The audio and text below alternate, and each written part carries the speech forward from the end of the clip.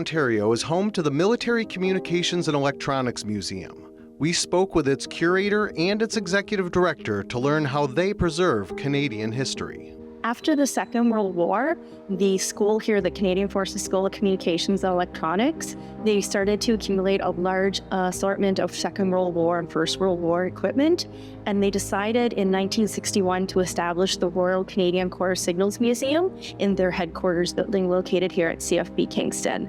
And by the time we hit the 1980s, they had such a huge collection that the museum they had in the basement was no longer able to accommodate the collection, and they started a fundraising process in order to build the facility you're visiting here today.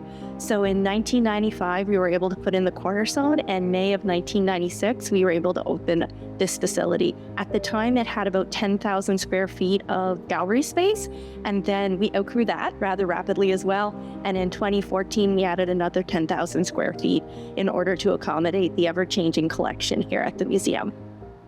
The Boer War is actually the impetus for our founder, Major Bruce Carruthers. When he participated in the Boer War, he actually went over twice, once as an NCO and once as an officer.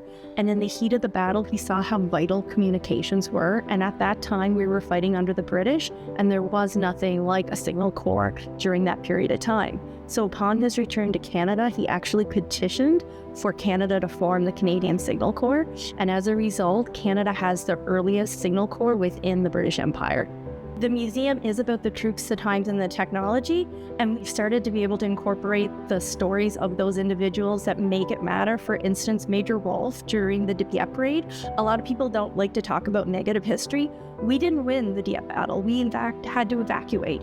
But the Major came onto the beach in his scout car, which was practically destroyed, but his radio was still operational, and he continued communication until he saw all hope was lost, saving countless lives. And right before he was captured by the Germans, he was able to destroy his code book and his radio, but he kept that message getting through right up till the very end.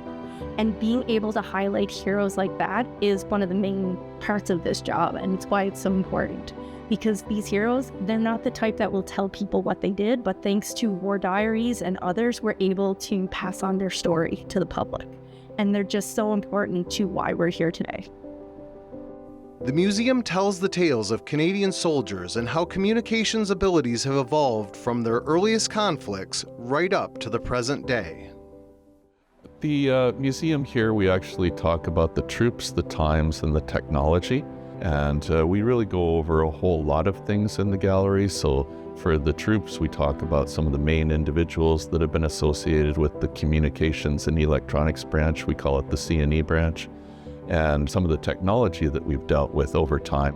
Our history is called semaphore to satellite. So we deal with everything from semaphore flags to heliographs, all the way up to satellites. So modern technology and everything in between. And then we deal with the chronology of what we have developed, what Canada developed over time in terms of those technologies and the ways to use them as well. We take everything from the late 19th century on up to the present day. So the gallery covers everything up to Afghanistan, and we talk about some of the very earliest ways in which we communicated orders within the military. There's some of the earliest objects in the collection are from the First World War, but we do deal with some items that are before that as well. There's actually two museums under one roof. Currently, we have the Military Communications and Electronics Museum, which takes up the bulk of the museum, but we also have co-located the Royal Canadian Electrical and Mechanical Engineers Museum here. They're the guys that maintain the vehicles and a lot of the other military equipment in the Canadian military, so they're showcasing some of the things that they do in their roles as well. Both of them are well worth taking a look at. With thousands of items spanning more than 100 years of military history, stories unfold through the lens of technological advancement. For more information on the museum, probably the best resource is our website, cndemuseum.org. Definitely check out our hours and our admission prices before you come. We're generally open from 10 to 3:30, 5 days a week, but in the summer we're actually open 7 days a week as well. Things that you might want to do while you're here, we actually have 2 escape games, so improbable escapes. We've done Camp X and Spy Master. So for families, it's a great thing to do, not just looking at the exhibits, but you're also interacting with them in a unique way. So you can get more information on those on the website as well. There's a lot of technology here, a lot of unique objects to come and take a look at. From the Military Communications and Electronics Museum in Kingston, Ontario, for WPBS Weekly, I'm Guy Carlo.